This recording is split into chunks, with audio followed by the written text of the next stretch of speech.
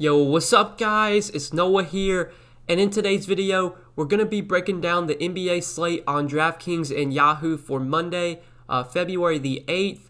We're going to cover Monday's 8-game slate, go team by team, break it all down, give you guys my early interest, what I see the night before, looking at this slate on Sunday night, what stands out to me, what I like from each team on this 8-game slate. So before we get started with the breakdown, guys, as always, I'd appreciate it if you'd hit that like button down below. If you are new to the channel, be sure to click that subscribe button as well. Click the notification bell so that way you do get notified every time I upload. You will also get notified every time I do go live.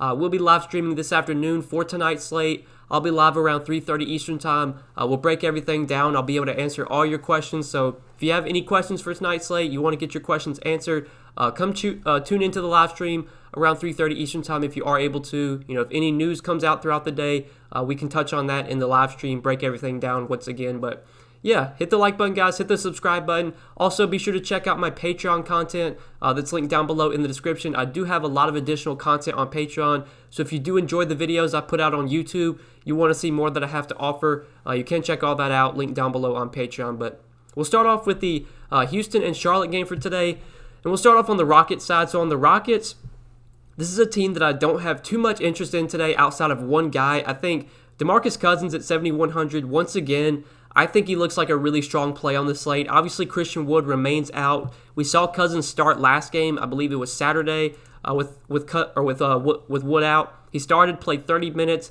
had 35 DK points. It was a pretty bad game for Demarcus Cousins. You know, normally when he's playing 30 minutes, he's giving you 40-plus DK points. He's a great point-per-minute player. He stuffs the stat sheet. He, contributes in all categories, obviously with points and rebounds. But he can get defensive stats. He can give you a few assists. I mean, Cousins, Boogie, this dude he's just going to stuff the stat sheet. He's going to do everything when he's on the floor. It's a great matchup against the Hornets. The Hornets have always been a team that, you can definitely pick on down low. Cody Zeller, Bismack Biyombo, PJ Washington, like these guys really, aren't elite defenders by any means. So I really like Demarcus Cousins once again. I know the price tag went up to 7,100, but I still think he's definitely affordable on both sides. I do like him quite a bit at center today. Looking at Yahoo, his price went up over there, but again, it did not go up enough in my opinion. He's still just $20, so I think at $20, Demarcus Cousins looks like a great play on Yahoo as well. He is the guy that I do obviously have the most interest in from the Rockets. Victor Oladipo at 8,100, not the biggest fan of. John Wall at 7,400, you can maybe look to. Finally saw his minutes get up a little bit more. Got 32 minutes last game against the Spurs, had 41 DK points. I mean, if you tell me we're getting 32, 34 minutes from John Wall, I'd have some interest in him. But, his price tag at 7,400 is, it's kind of up there as well. Really the guy I like most from the Rockets is Demarcus Cousins, and that's kind of it from Houston. Outside of Boogie, not much stands out from Houston as a top play. So we can go ahead and move on to the Charlotte side. So on the Hornets, this is a team we'll have to monitor in terms of injuries. There's one pretty important injury here. Devontae Graham, he was out on Sunday. We will have to keep an eye on his status for this game. We don't know anything yet on Devontae Graham.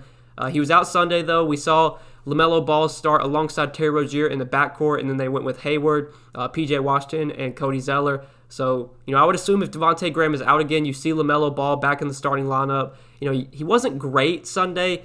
It was a really good matchup against the Wizards. The game did blow out, but LaMelo still played 30 minutes, had 38 DK points. I mean, he was solid, but, he was 7,800 on that slate, so he obviously wasn't a great play at his price. His price went up to 8,300 today. Like, LaMelo's a guy that I think has massive upside when he gets big minutes, and if Devontae Graham is out, I expect LaMelo to play over 30 minutes. The price tag is way up there, though, at 8,300. I mean, you need like 50-plus DraftKings points from LaMelo to be a good play at this price. And obviously, he has that upside in him. But I think even if Devontae Graham's out, probably won't be going to LaMelo Ball on DK. I think if I was going to play him, it would be on Yahoo. He's a little bit more affordable there at $33. I think he's definitely viable on Yahoo. But, Gordon Hayward, I don't love at his price. I think Terry Rozier does look very appealing. If Devontae Graham is out, I do like Terry Rozier quite a bit. Only played 30 minutes because of the blowout, but he was still really productive. Had 39 DK points in that time. He should be very productive once again if Graham is out. Should play a ton of minutes as long as the game stays close. Pretty good pace-up spot against Houston. Houston's been playing fast this year. They've been better defensively, but they still are a pretty fast-paced team. So I think Terry Rozier is the guy I like most from the Hornets if Devontae Graham is out. If Devontae Graham plays, though, I don't have much interest in anyone on this team. Like, nobody stands out as a top play if Devontae Graham's in. But if Graham is out, I do like Rozier quite a bit. I think LaMelo Ball would be viable. More on Yahoo where he's affordable over there. But definitely Rozier I would like quite a bit if Graham is out. But I think that really does it for the Hornets. I think we can go ahead and move on to the next game. So this one, probably the most appealing game on the slate right now, in my opinion. The Wizards and the Bulls, two incredibly fast-paced teams. Pretty sure both of these teams are like top 3, top 2 in pace this year. This should be a very, very high-scoring game. Should be a track meet. We'll start off on the Wizards side. So with the Wizards today, we have to keep an eye on the status of Russell Westbrook. Scott Brooks came out and said that he's not sure if Westbrook is going to play in this game or not. He didn't rule him out, but he just said he's unsure if he's going to be available. Right here it says that Coach Scott Brooks said Sunday that Westbrook may be available for Monday's game. We don't really know. Obviously, this is going to be very important news to monitor. Even if Westbrook plays, I think him and Bradley Beal still look like really good options. Their price tags both have come down quite a bit. Bradley Beal is only $9K today in a great matchup against the Bulls. Westbrook's only $8,600, assuming he plays. I think he's way too cheap. Both these guys were limited because of the blowout on Sunday, but in a great matchup, in a fast-paced game, I like Bradley Beal and Russell Westbrook a lot today if they play. If I had to choose between the two, I think I'd probably give the edge to Westbrook just because I think the shooting guard position is pretty, somewhat deep today. There are a good amount of shooting guards I like today. I do like Zach Levine on the other side of this game, but yeah, both guys look very appealing. Obviously, though, if Westbrook is out, Bradley Beal, he's going to be the top play on the slate for me, especially since his prices come way down to $9K. If we get a scenario where Westbrook is out and Beal is just $9K, he's a great play at that price tag. Ish Smith could maybe be a guy we consider if Westbrook's out. He started last time Westbrook was out, but he didn't do much. He only had 20, it was this game against Miami. He had 15 DK points in 27 minutes. I really don't like much from Washington outside of Westbrook and Beal, assuming Westbrook plays. Alex Len started on Sunday against the Hornets, but he only played 8 minutes. It was just the weirdest thing ever. Obviously, he was a top value once it was announced he was starting, but that, just didn't go well at all. I don't know what to do with Alex Len. If he starts again, I want to say the upside's there because, if Alex Len gets 26, 28 minutes, he can smash at 4,300, especially against the Bulls, but I just have no confidence that the minutes are going to be there, especially given that they, pretty much just completely went away from him in the first quarter. After the first quarter, he barely checked in for the rest of the game. I think he played a minute or two in the second quarter, and he never stepped on the floor for the rest of the game. So even if Alex Len starts, I don't know what to do with that. Really, this Washington team, I think it's just Beal and Westbrook that look very appealing, and not much else outside of those two guys. I think these other cheapies like Rui, Bertans, I think these are just kind of dart throws, GPP plays. You could target just because of the pace of the game, the amount of points that should be scored. But obviously, I'm most confident in Westbrook and Beal. So those are the guys I like most from Washington. Now on the Bulls side, this Bulls team is really appealing. So we know that Wendell Carter remains out. I believe Otto Porter is out as well. Yeah, he's already right here it says he's been ruled out for their game against the Magic. We haven't gotten an update yet. Wait, I think that's the wrong blurb. Oh, okay, so that's right. So he was not playing against the Wizards. I don't know why I said the Magic there. But yeah, Otto Porter has already been ruled out. And we did get word a few minutes ago before I started recording that Lauri Markkanen is doubtful. So I'm expecting Markkanen to be out. And then we already know that Wendell Carter and Otto Porter are going to be out. So we'll start off on the top with Zach Levine. I think Zach Levine in this matchup against the Wizards, he is a great spin-up option on this slate. I like him a ton on both sides. Definitely one of my favorite studs right now. Obviously, if Russell Westbrook gets ruled out, I'm probably going to want to try and get up to Bradley Beal over Zach Levine, but Levine definitely looks appealing. It's a great matchup. It's a fast-paced game. Two very bad defensive teams. We should see a ton of points scored here. We should probably have a competitive game as well. I haven't looked at the spread on this game, but I would assume it's, probably 2-3 points. I expect this to be a close game. And we know in close games we're getting 36, 38 minutes from Zach Levine. He's been incredibly productive this year on a point-per-minute basis. He's a very high-usage player. He has a ton of upside here. This is definitely one of those spots where we could see a 55, 60-point game from Zach Levine. So I like him a lot as a pay-up option right now. I think he does stand out as a top play. Thad Young at 6,700. Even with Markkanen out, I know it's a great matchup, but I just can't pay 6,700 for Thad Young. I think there's other guys I'd rather go to in that price range. Kobe White, I do have some interest in. Now, he's been pretty bad lately. He's been under 30 DK points in 4 straight games, but the minutes should still be there. He's still getting 32, 34 minutes in close games, and this is a game that should stay close. We should get around 33, 34 minutes from Coby White today. In a fast-paced game, in a game that should be high-scoring, I think Coby White definitely has upside here. I do like him quite a bit at 6,400. His Yahoo price is pretty affordable too. He's only $21 on Yahoo, so I think Coby White also looks good, or looks very good over there. And then we do have some value from the Bulls. So Patrick Williams, he's been starting recently, been playing pretty good minutes as well. With no Lauri Markkanen, no Otto Porter Jr., we've seen Patrick Williams play 32, 34, 33 minutes their last 3 games. Been pretty productive as well, especially over his last 2, giving you 35 and 33 DK points. I like Patrick Williams quite a bit as a 5K option. His upside may not be massive. Like, he's not going to be a guy that goes out there and puts up 45, 50 DK points, but at 5,100, it's not like we need that. If he gives you 30 at this price tag, I mean, that's pretty good, getting 30 DK points from someone at 5,100. So I do like Patrick Williams quite a bit. I think the minutes are going to continue to be there. He should be, pretty productive in this matchup. He's not the most productive player on a point per minute basis, but, getting a matchup like this in a fast-paced game, great game environment, Patrick Williams does have some upside tonight. So I do like him at 5,100. And then Denzel Valentine, I think, is a really good value, 4,800. I like him quite a bit on both sites. He's very cheap on Yahoo, only $11 over there. So with Lauri Markkanen out last game, we did see Denzel Valentine move into the starting lineup, and he played a ton of minutes, played 37 minutes, and was very productive with 33 DK points.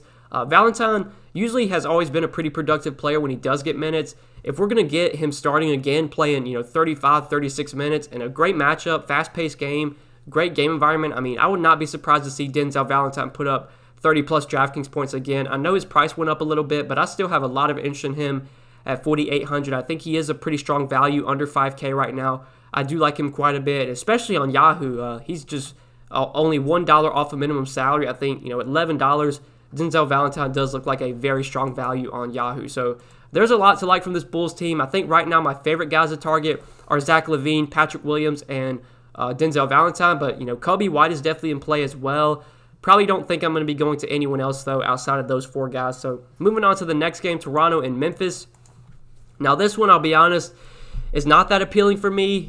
Pascal Siakam, Fred VanVleet, Kyle Lowry, basically these guys are viable every slate, but I never feel like I have to go out of my way to play them, especially when they're kind of priced appropriately.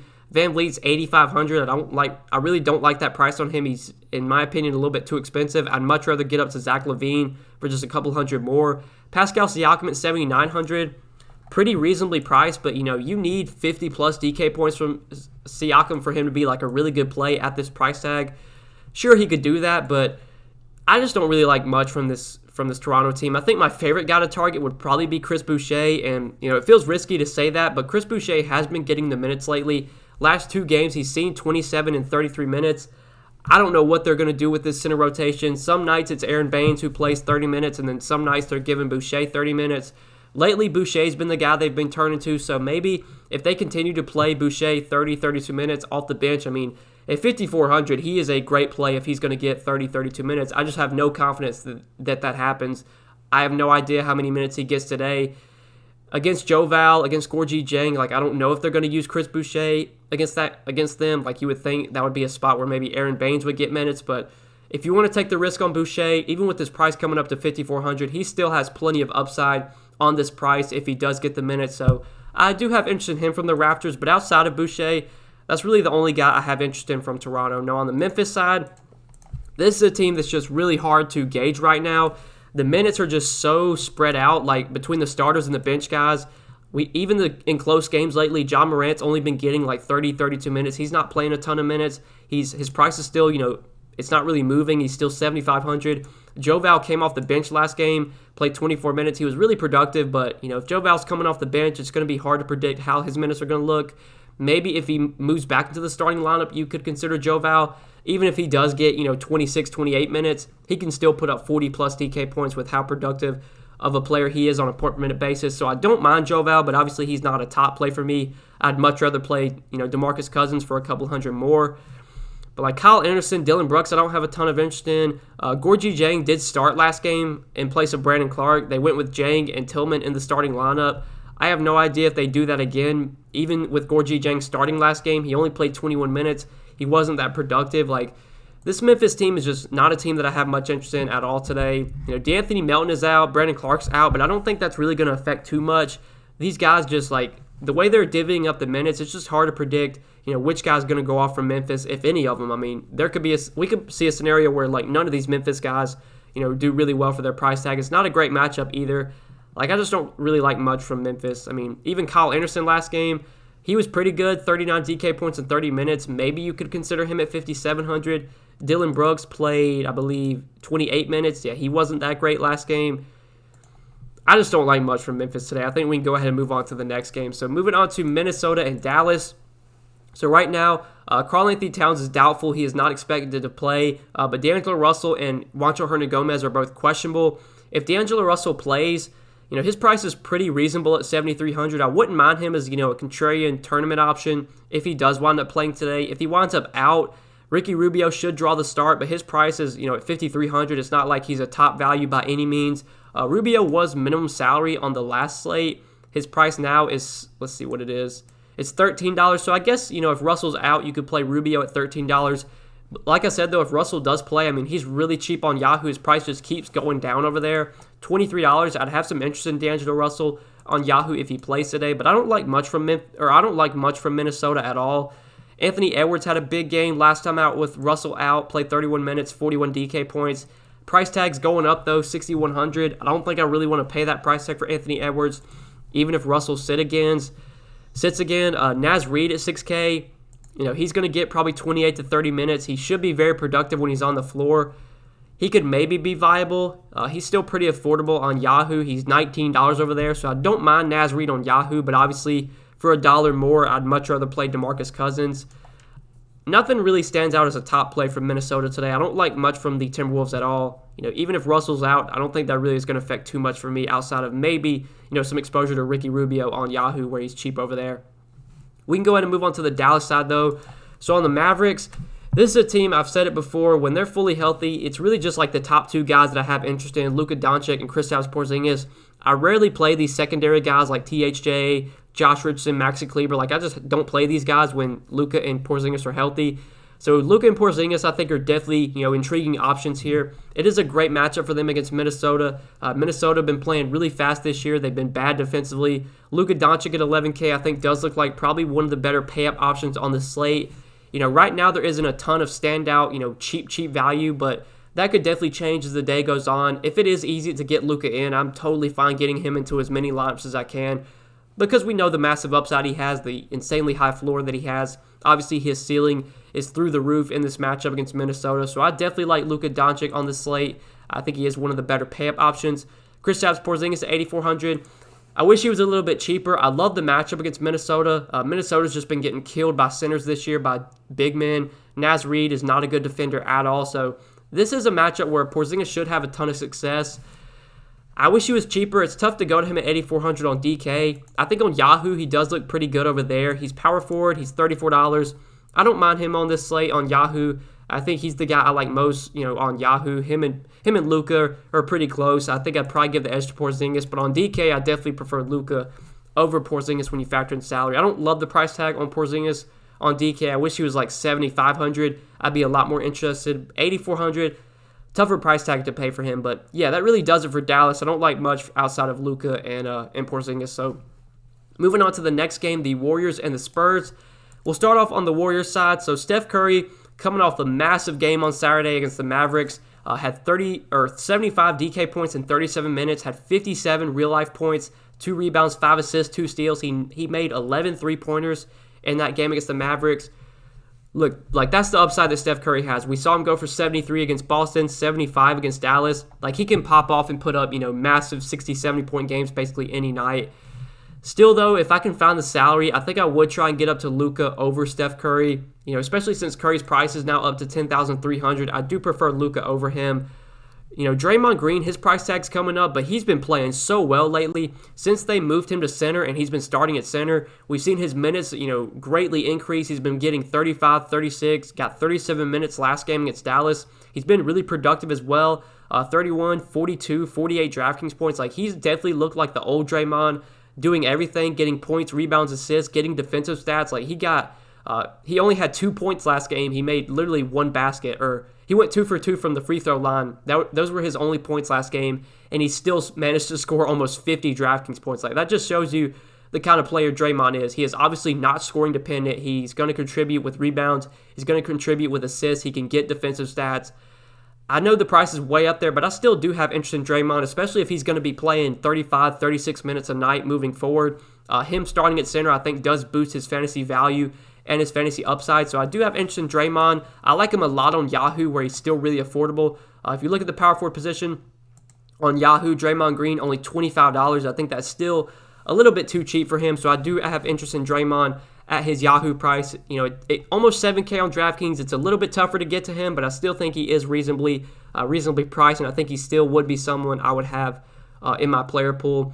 Andrew Wiggins, I'm not the biggest fan of. Rather get up to Draymond Green. I think Kelly Oubre is fine at 6K.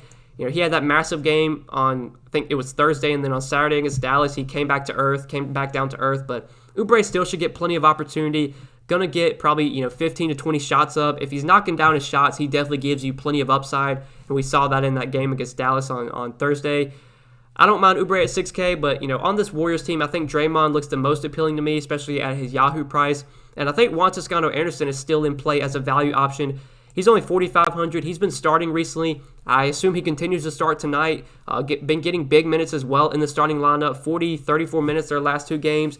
His production on a point per minute basis, it's not going to be great. He's probably going to average maybe 0.7, 0.8 fantasy points per minute. But if he's going to be getting 35, 36 minutes, I think Juan Toscano-Anderson is still definitely someone we can consider as a value option.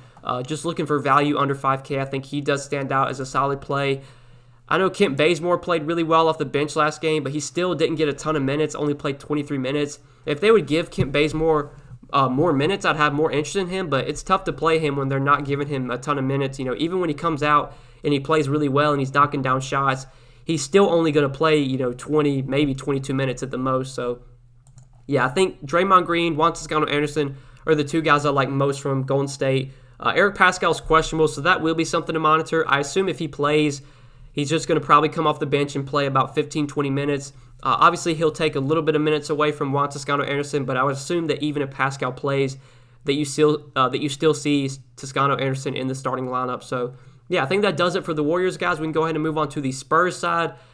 Now, the Spurs, they are a pretty appealing team today. We know that LaMarcus Aldridge is going to remain out, while Lonnie Walker is also out for this game. So, starting off with at the top with Demar Derozan.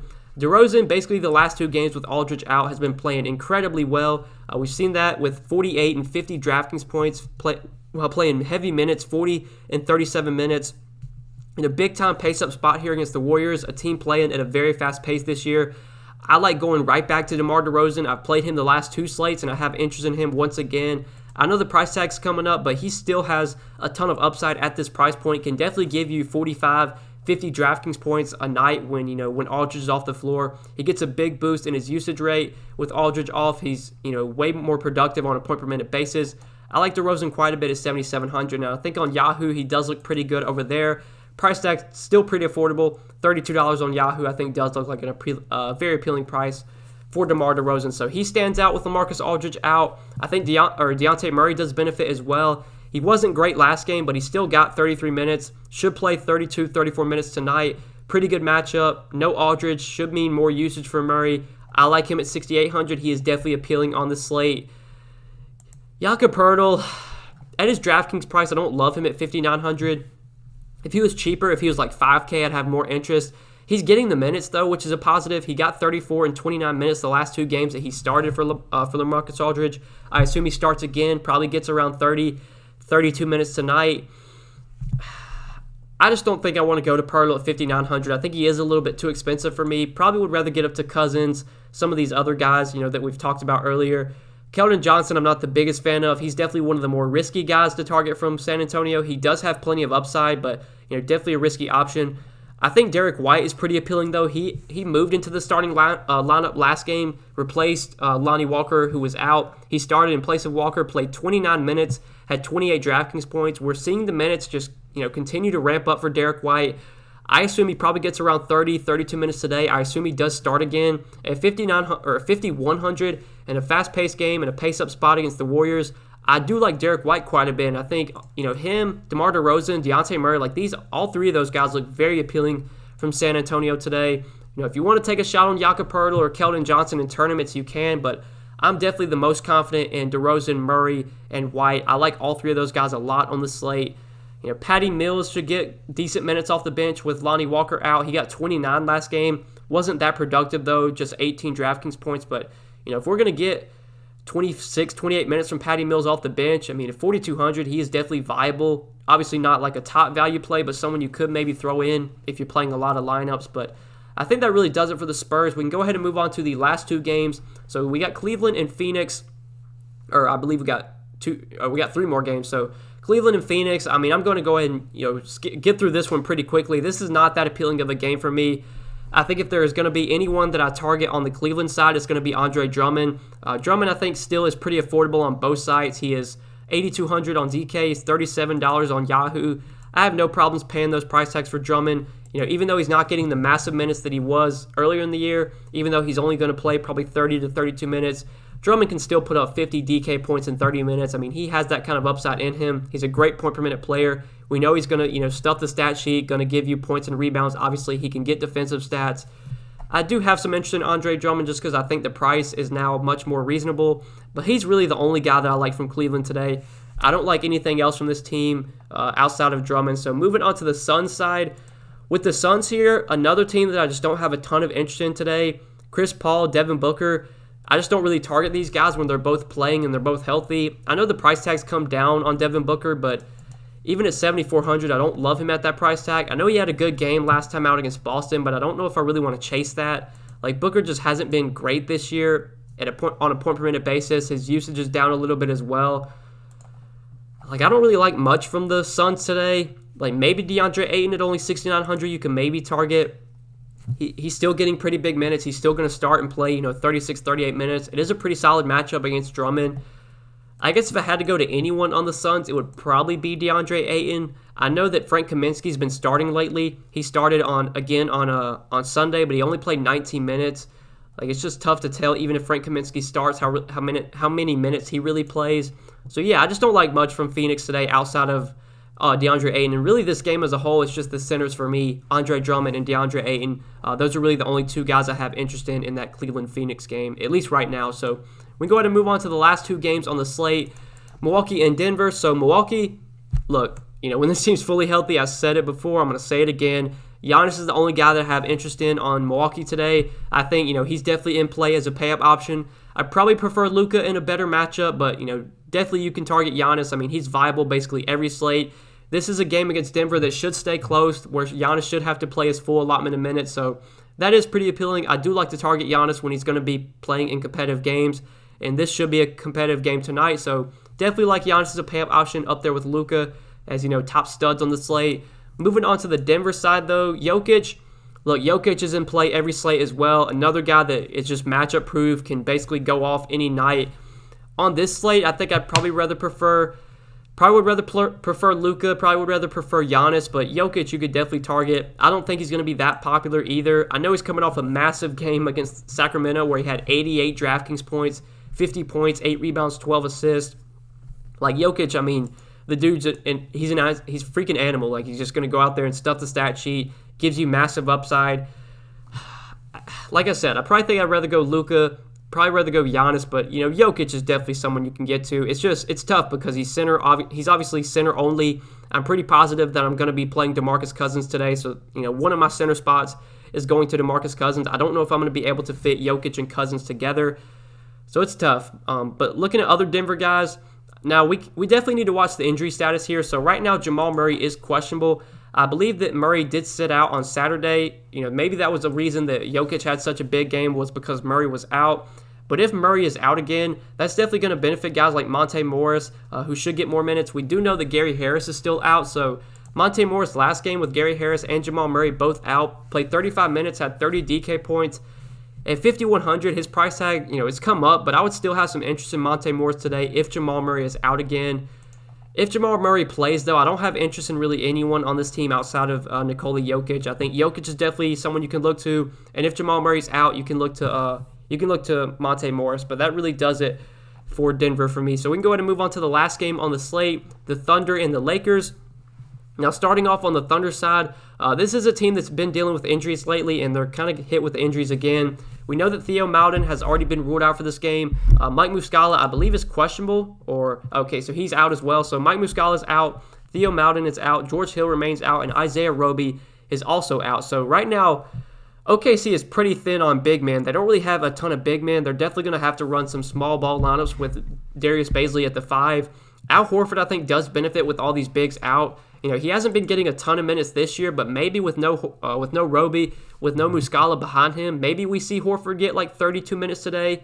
It's not a great matchup against the Lakers. SGA is back, so obviously Horford's not going to be as productive on a point per minute basis. But I just think given how this Thunder team is in terms of bigs, how thin they are on big men right now, maybe that boosts Horford a little bit. So I don't mind him at 6,300.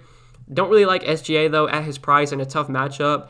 I'd assume Hamidou Diallo starts today with Theo Maledon out, but Hamidou Diallo is 6K. I don't know if I really want to pay 6K for Diallo, especially with SGA, dominating the usage. Darius Bazley, I don't really like at his price. He should get some time at center, given how injury depleted this Thunder team is right now. But in a tough matchup against the Lakers, I don't really know if I want to go to Darius Bazley on this slate. I don't really like much from the Thunder today outside of Al Horford, who I think could maybe see a few more minutes. Should be, somewhat productive when he's on the floor. Could definitely give you 35, 40 DK points if he does get 32 minutes. So I don't mind Al Horford, but that really does it for the Thunder. Just not that appealing of a team on this slate. Now, moving on to the Lakers side, another team that I just don't have much interest in when they're fully healthy outside of the top 2 guys. So I'm not really going to, Dennis Schroeder or Montrezl Harrell. I mean, if you want to, do the revenge game narrative for Dennis Schroeder playing his former team, I guess you can do that, but not something I'm going to be doing. LeBron and AD, though, I expect they both play. I believe they're both listed as I think AD's probable and LeBron's questionable, or maybe it's the other way around. LeBron's probable, AD is questionable, so I'm assuming AD plays, but, just keep an eye on that. Assuming they both play, they're viable as pay-up options, but I don't really have a ton of interest in either one. I'd prefer Jokic, Luka, Giannis, Zach Levine, Bradley Beal, all these other guys we've talked about. Russell Westbrook, if he plays today. Prefer all those guys over the Lakers, too. This game I just don't have much interest in. Probably going to be a full fade for me, this OKC-LA game. I'm not going to have really any exposure to this, and especially if I'm only playing one lineup, which I'm likely doing again. I doubt any players from this game make it into my one lineup, unless by some chance Anthony Davis gets ruled out, but I don't think that's going to happen. So that basically does it, guys, for all 8 games tonight. I think we broke everything down team by team. I know this was a pretty long video, but I wanted to give you guys as much information, as much analysis as I could. So hope you enjoyed the video. I do appreciate you watching. If you enjoyed, hit that like button down below before you get out of here. Hit the subscribe button as well. Click the notification bell so that way you do get notified every time I upload, and you also get notified every time I do go live. Like I said at the beginning of the video, I will be live this afternoon. Monday afternoon around 3:30, 4 o'clock Eastern Time. We'll be live to break down the slate, answer all your questions, talk through everything, hit on any news items that come out throughout the day. Be sure to tune into the stream this afternoon if you are able to. But yeah, good luck tonight, guys. Thanks for watching. Hope you enjoyed. We'll see you in the next video. Good luck, guys. Peace.